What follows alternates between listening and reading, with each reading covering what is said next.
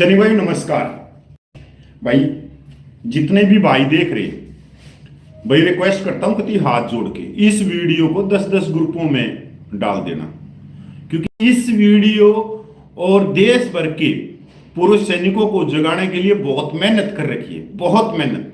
मेरे पास में वो कागज हैं जो कागज मेरे हिसाब से किसी के पास में भी नहीं है। जो आपके आंखों में जो मोतियाबिंद हो गया है, मैं उसको निकालने की पूरी कोशिश करूंगा। तो इसलिए इस वीडियो को 10-10 ग्रुपों में शेयर कर देना। कल का आपने एक वीडियो देखा होगा, माननीय जेडब्ल्यू नलिन तलवार जो सबका सैनिक संघर्ष कमेटी के स्पोक्स पर्सन है और फेडरेशन ऑफ वेटरन एसोसिएशन के जनरल सेक्रेटरी हैं, वो वीडियो को पूरे देश में सराहा गया है। पर उस वीडियो का जो उद्देश्य था उसको कुछ ही बुद्धिजीवी पकड़ सके, बहुत ही कम। उससे पहले ही ओपिनियन देने लगे। जब तक आप पूरी वीडियो को नहीं देखोगे, पूरे मैसेज को नहीं देखोगे, तब तक आपको कुछ समझ में नहीं आएगा। फिर तो अंधभगत बने रहोगे और अंधभगत के कारण ही आप लोगों की को आज न्याय और समानता नहीं मिल रही। आज जो आपकी अंधभक्ति है कि कोई भी वीडियो डाल देता है, कोई भी कुछ भी लिख देता है, आप उसके पीछे पीछे हो जाते हो। क्यों? क्योंकि यहां पे ज्ञान की कमी है। कल के वीडियो में आपको वो चीजें भी दी गई कि देखो हम किस तरह के अंधभगत हैं। मैं तो कल जिस तरह का मेरे से हो सका मैंने पूरी कोशिश करी आप लोगों को समझाने की, बहुत ज्यादा। आज हमारे सैनिक जीवन एक यूट्यूबर चैनल है और हमारे सम्मानित भदौरिया ऑनरेडी कैप्टन भदौरिया साहब ने एक वीडियो डाला है सेम इसी टाइटल का, पूर्ण ओआरओपी। उन्होंने सबसे पहले जो बात करी बहुत ही अच्छी बात है, क्योंकि कोई भी वीडियो जब डलता है तो उन्होंने अपने हिसाब से डाला, हम अपने हिसाब से कि जवानों को अगर उस वीडियो में कोई अलग न्यूज दी गई है तो अगर सच क्या है वो हमारा काम है कि लोगों के पास में सच कैसे जाए, कागजों के आधार पे, सबूतों के आधार पे कैसा जाए। इसके लिए मैं भदौरिया साहब को धन्यवाद करता हूं कि वो इस तरह के वीडियो बनाते रहे जिसके बारे में हम भी जागरूक करते रहे जवानों को। उन्होंने वो पहले दिन से थोड़ा से लास्ट में उन्होंने कुछ बात भी रखी, मैं उसमें नहीं जाऊंगा। उन्होंने सबसे पहले कहा कि कांग्रेस सैनिक प्रकोष्ठ के अध्यक्ष ने आज ट्विटर किया है और ट्विटर इस प्रकार है, ये देखो।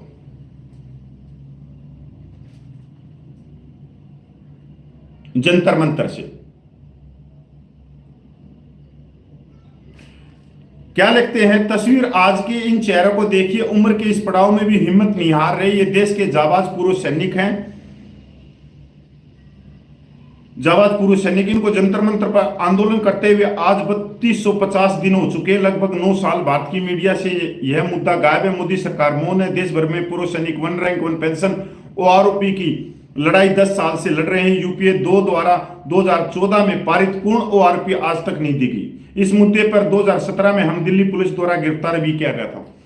यहां से एक चीज बिल्कुल क्लियर हो जाती है कि कांग्रेस सैनिक प्रकोष्ठ और मेजर जनरल सतवीर की जो कॉन्फ्रेंस मैंने दिखाई थी पिछले दिनों आपकी, ये एक ही है।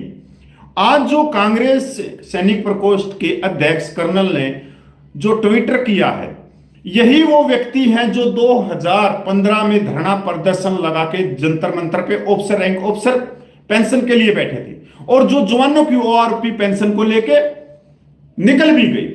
आज ये कह रहे हैं कि 3250 दिन वहां जंतर मंतर पे आंदोलन चलते हुए, ये बिल्कुल गुमराह करने वाली बात है। 3200 दिन से वहां कोई जंतर मंतर पे धरना प्रदर्शन चल ही नहीं रहा, क्योंकि 13 महीने से वहां सबका सैनिक संघर्ष कमेटी और उनके साथ में जितनी भी संस्थाएं थी उन्होंने धरना प्रदर्शन किया। हमने एक दिन भी इन चेहरों को नहीं देखा।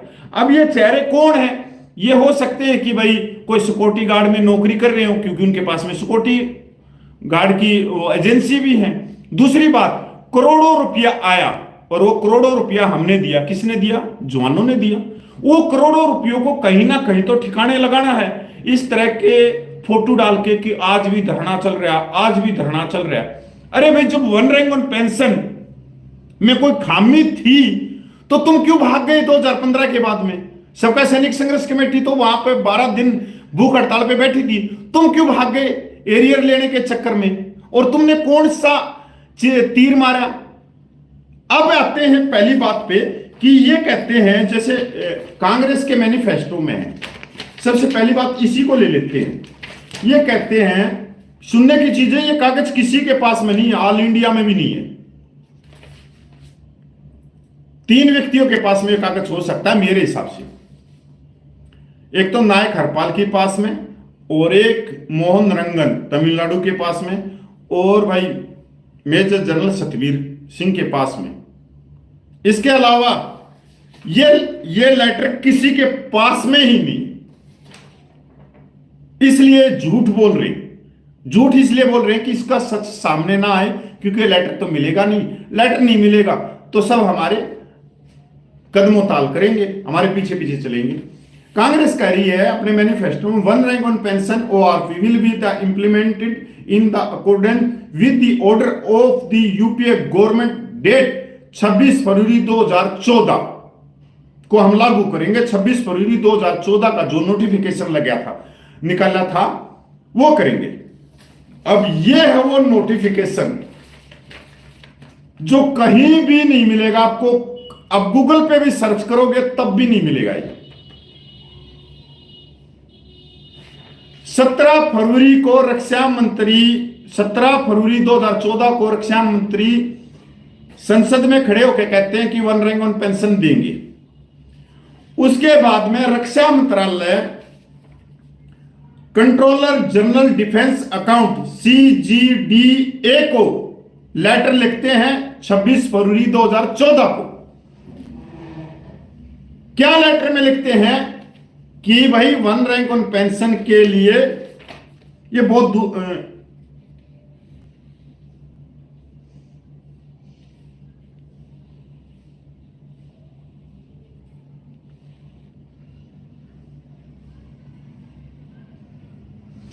मतलब उचित कदम उठाओ। इस लेटर में सिर्फ क्या है, उचित कदम उठाओ, मतलब जो भी कार्रवाई होती है, टेबल बनाना, ये बनाना, वो बनाना, ये चीज होती है। इसके अलावा इस लेटर में कुछ भी नहीं। मैं क्योंकि ये बहुत धुंधला है ये लेटर, ये है ही नहीं किसी के पास में ओरिजिनल, मतलब इतना साफ सुथरा ये किसी के पास में है ही नहीं। ऑल इंडिया में 28 लाख पूरे सैनिकों के पास में भी नहीं है।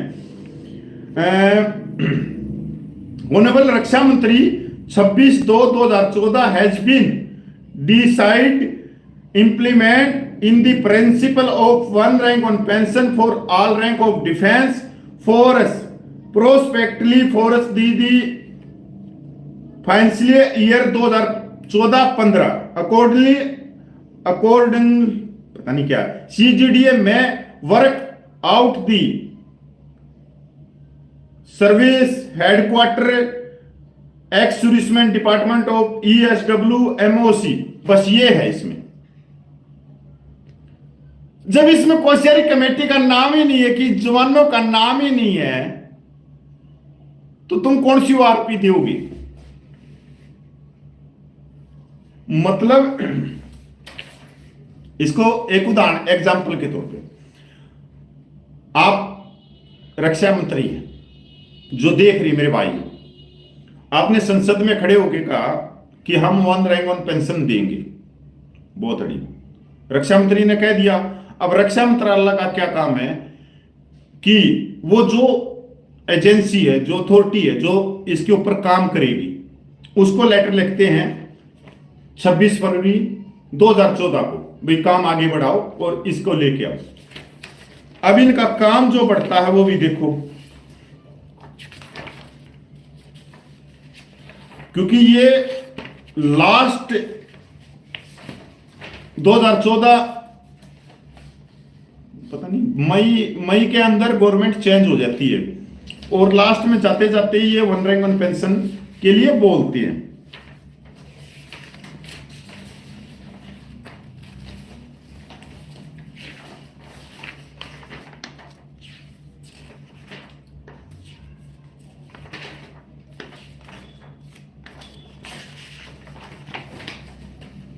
एक मिनट रुक जाओ भाई, 1 मिनट पेज पे मेरे पास में पंखा भी नहीं है ऊपर यार, क्या करें, अब बताना तो पड़ेगा। थोड़ा गर्मी में वैसे भी मैं रहना पसंद करता हूं, क्योंकि थोड़ी गर्मी लगेगी तो पता भी लगेगा, पसीने निकाल रखे हैं तो। Standing committee defence 2014 6 report 16 Lok Sabha की, यह कागज किसी के पास में नहीं। मैंने पता है बहुत कम आदमी देखेंगे, क्योंकि आधे साइकिल चलाने वाले हैं। कदे कल ना को कल मैंने ये बोल दिया मैं 24 इंच की साइकिल चला रहा हूं, मैंने नहीं चलाया बाबू जी। अगर ठल्लू भी आप लोगों को समझाने के लिए किसी भी हद तक जाएंगे आप अगर समझोगे, नहीं तो, क्योंकि बहुत कम है, इन आदमियों को कोई नहीं समझा सकता। ये वो रिपोर्ट है, इसके अंदर क्या है, honourable prime hand another meeting 22/4/2014 तक, 22/4/2014 से लेके इन्होंने 1/4/2014 मतलब अप्रैल में एक रिपोर्ट दी जो क्लियर नहीं थी। किसने दी? सीजीडीए ने रक्षा मंत्रालय को। और मई के अंदर गवर्नमेंट चेंज हो जाती है 2014 में। 26/5/2014 को फिर 26/5/2014 की रिपोर्ट देते हैं। 26/8/2014 को अंडर चेयरमैनशिप ऑफ ऑनरेबल रक्षा मंत्री दूसरी गवर्नमेंट आ जाती है, बीजेपी की उसके साथ में मीटिंग होती है, कार्रवाई आगे बढ़ती रहती है। अब आप देखोगे third central pay commission 1973, fourth central pay commission 1986, high level improved committee 1991, Sharad Pawar committee, fifth central pay commission 1996, inter minister committee 2003, group minister 2005, six central pay commission 2006, committee on petition Rajya Sabha 142 and report 2011, head by the Shri Bhagat Singh Koshyari committee, cabinet secretary committee 2012, standing committee on defence seventh report 2015। इतनी कमेटियों के अंदर OROP के अंदर चर्चा चली, बहुत सारी कमेटियों ने मंजूर कराया, बहुत सारी कमेटियों ने नाखुश किया। अब इन जितनी भी एक कमेटी थी, इनके अंदर जवान से बात शुरू होती है कि जवान कम उम्र में रिटायरमेंट आ जाता है। एक चीज होगी क्लियर, क्योंकि भदौरिया साहब बता तो ठीक रहे हैं, पर वो अपने न्यूज चैनल के लिए हैं, उनकी अलग चीज है, वो अलग चीज है। क्योंकि यही आदमी है जिनका नाम ये ले रहे हैं, जवानों की 1 रैंक ऑन पेंशन खाने वाले, और कोई नहीं है, कांग्रेस सैनिक प्रकोष्ठ भी है। मैं हिस्सा हूं उनका। मैं देखो, मैं बीजेपी का ना तो मैं बीजेपी का भगत, ना मैं कांग्रेस का भगत, मैं हूं जवानों का भगत। हां, जगाने के लिए मैं बोल सकता हूं कि क्या हूं क्या नहीं, पर एक्चुअल में जो उस समय जो जंतर मंतर पे जो धरना प्रदर्शन चला, वो आज कहां पे है? वो सब कांग्रेस में। अब इसका सबूत मैं देता हूं आप लोगों को। यह ऑर्डर आया 2022 में माननीय सुप्रीम कोर्ट से 1 रैंक ऑन पेंशन पे। आप सोचते होंगे कि 1 रैंक ऑन पेंशन पे ये केस कराया क्यों गया? आप लोगों को गुमराह करते रहे, सारी चीजें करते रहे। इसके अंदर जवान सिपाही की जो पेंशन है वो नायक के समान दिखा दी, नायक की हौलदार के समान दिखा दी, ACP MACP भी दिखा दी, पता नहीं क्या क्या दिखा दी। वहां पे फिर मेजर को कर्नल की पे मिलनी चाहिए, ब्रिगेडियर मेजर जनरल से कम वेतन ले रहा है। मतलब पूरी खिचड़ी है इस पूरे केस में, जो मेजर जनरल सतवीर ने सुप्रीम कोर्ट में गिरा। इस केस से यही नहीं पता लग रहा एक्चुअल में ये मांग क्या रहे थे। ये गूगल पे भी आप इसमें सर्च कर लेना। इस पूरी रिपोर्ट में एक चीज बिल्कुल सामने आती है, यह कहते हैं कि 1973 से पहले 1 रैंक ऑन पेंशन थी। समझ में आई? इस पूरी में, इस ऑर्डर में, माननीय सुप्रीम कोर्ट के ऑर्डर में भी है 1973 से 1 रैंक ऑन पेंशन थी। पर अब ये क्यों नहीं कहते कि 1 रैंक ऑन पेंशन उस समय किसके लिए थी? क्योंकि उस समय जो वन रैंक वन पेंशन थी, जो भी पे डिफेंस कमेटी होती थी, वेतन कमेटी, डिफेंस रक्षा वेतन कमेटी होती थी, और वो वेतन कमेटी सिर्फ जवान जसूस के लिए होती थी, वो उन्हीं के लिए पे पेंशन का निर्धारित करती थी। ऑफिसर उस पे पेंशन कमेटी में नहीं थे। फिर 1971 में फील्ड मार्शल मानेकशॉ ने दबाव डाल के जवानों की वो कमेटी हटवाई और उनको वो लेके आ गए थर्ड पे कमीशन में, क्योंकि दो पे कमीशन तो पहले ही हो गए थे। दो पे कमीशन में तो जवान जैसे थे ही नहीं, थर्ड पे कमीशन में आए, और ये मेहरबानी कर गया कौन? Field marshal Manekshaw. मैं लेके आऊंगा आप लोगों को। फील्ड मार्शल मानेकशॉ बहुत ही अच्छे इंसान थे, बहुत ही अच्छे जनरल थे, पर अगर पे पेंशन की बात करें तो उन्होंने कोई कमी नहीं छोड़ी जवानों की जो पे पेंशन है उसको दबाने के लिए या किसी चीज के लिए भी, क्योंकि अगर वो पे कमीशन में नहीं लेके आते हमारे को तो हमारा बेनिफिट एक्चुअल आज तक वही चलता रहता। तो ये मानेकशॉ को मैं इसका वो दूंगा, क्या बोलते हैं कि मानेकशॉ साहब ये जवानों को जबरदस्ती पे कमीशन में लेके आए।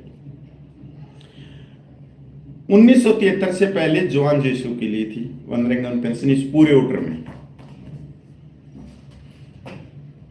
इस पूरे ऑर्डर की लास्ट में जो जजमेंट आया उसमें क्या है, 7 नवंबर 2015 का जो नोटिफिकेशन बीजेपी सरकार ने निकाला वो बिल्कुल ठीक है, बिल्कुल ठीक है।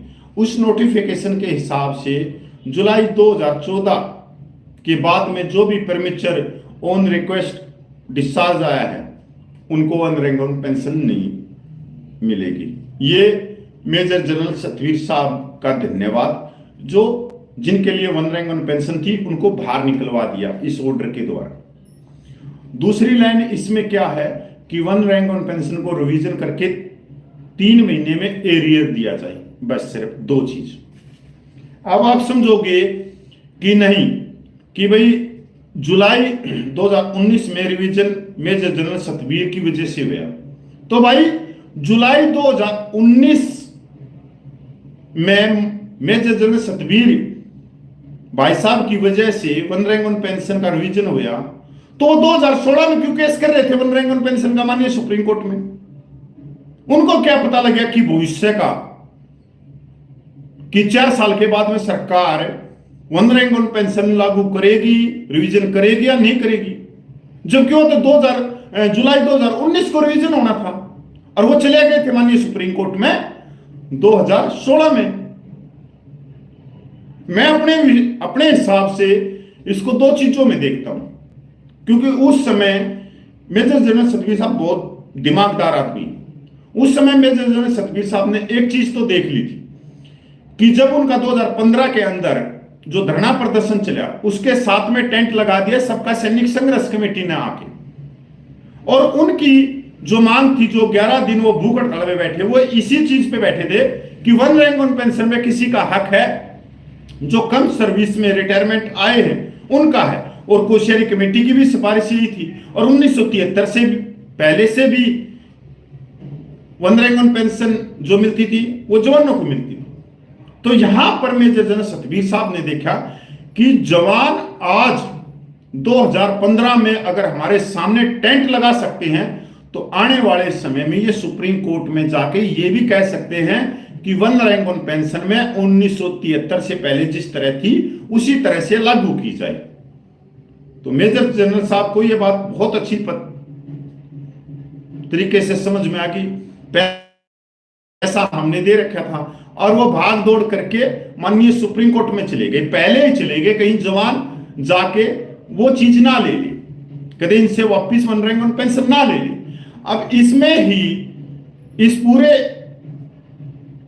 आप देखोगे जब इस पूरे जजमेंट में कभी ये मेजर जनरल मेजर को कर्नल की पेंशन देने की बात कर रहे हैं, कभी लेफ्टिनेंट कर्नल को कर्नल की बात कर रहे हैं, कभी इस जजमेंट में कह रहे हैं कि मेजर जनरल से ब्रिगेडियर रैंक कम पेंशन लेता है। तो मांग क्या थी भाई साहब आपकी?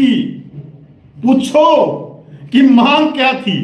लास्ट में इसने फंसा दिया जवानों को एसीपी एमएसपी पे, उसका डाटा ही अलग रख दिया इसने ले जाके, जबकि उसकी बात एमएसपी बिल्कुल साफ सुथरी बात है, जो कैडर करेगा वो उसको मिलेगी, या उसका प्रमोशन नहीं हुआ तो नायक बन गया उसको मिलेगी।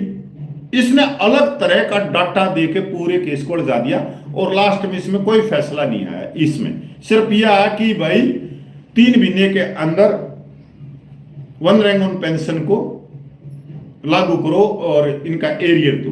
तो फिर केस में क्या क्या फैसला आया? बात दे तो ये, क्योंकि पढ़ते तो है नहीं, बल्ले बल्ले की खबरें देखते रहते हैं, चलते रहते हैं।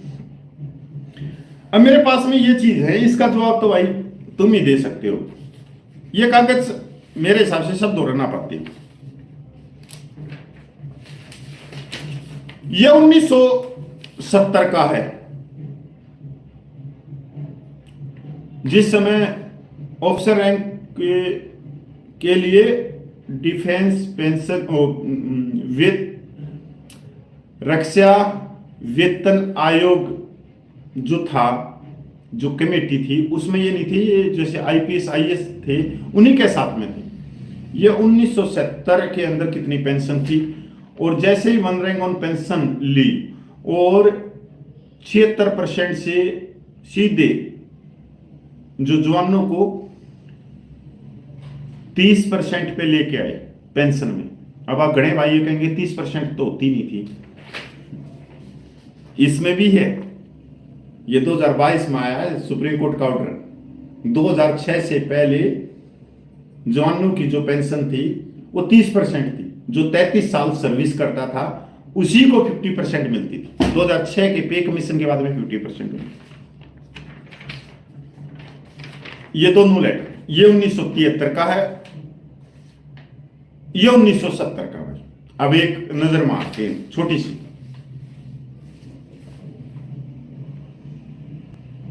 उन्नीस सौ 1970 में एक कर्नल की जो पेंशन होती थी वो 638 रुपये होती थी, 638 रुपये।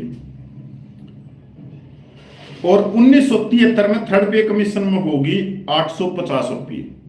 जबरदस्त बढ़ोतरी हुई। आप देख लो कितने परसेंट हुई, जबरदस्त बढ़ोतरी थी।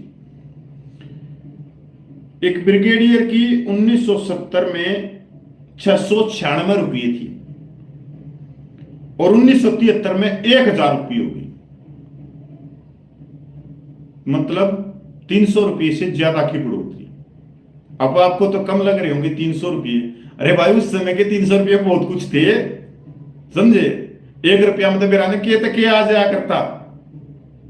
अब देसी घी पता नहीं, बुजुर्ग कहते तो है 1 रुपये में कितना घी क्या जाता था।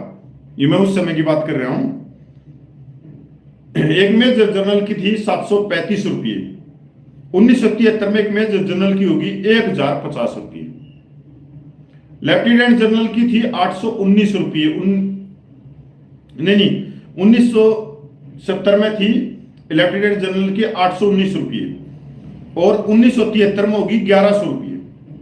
और वह जनरल की थी 840 रुपये और 1973 में होगी 1150 रुपये। अब ये कागज किए पास मिलेंगे तो गुमराह कर रहे हैं आप लोगों को, क्योंकि बीजेपी ने अपना सैनिक प्रकोष्ठ पीछे हटा दिया पूरा का पूरा, पर कांग्रेस का सैनिक प्रकोष्ठ पूरा लोगों के पीछे लग रहा है। आपको धोएगा बहुत बुरी तरह। अगर मैं ये कहूं कि 2015 का आंदोलन जंतर मंतर पे जो चला वो कांग्रेस का सैनिक प्रकोष्ठ ने चलाया, तो इसमें कोई दो राय नहीं है, आज भी वो वही है। बीजेपी का सैनिक प्रकोष्ठ बीजेपी ने पीछे कर रखा है, बिल्कुल पीछे कर रखा है। क्योंकि बीजेपी के समझ में तो आई है कि गलत तो होया है, 1,00,000 करोड़ रुपया तो दे दिया, पर जवान वो कह रहे कि 150 पार नहीं जाएंगे। और मैं कह रहा हूं भाई दोनों तीनों चारों पांचों जितनी पार्टी हैं राजनीति की पूरे देश में, सैनिक प्रकोष्ठ से बच जाना और एक लीग से बच जाना और एक जो आपके तहसील में, डिस्ट्रिक्ट में, राज्य में जो ठेकेदार बन के बैठे हैं उनसे बच जाना। और नहीं तो करते रहो, फिर दरी कुर्सी बिछाते रहो, चलते रहो। हमारा काम तो यही है। जय हिंद, वंदे मातरम, जय भारत भाई।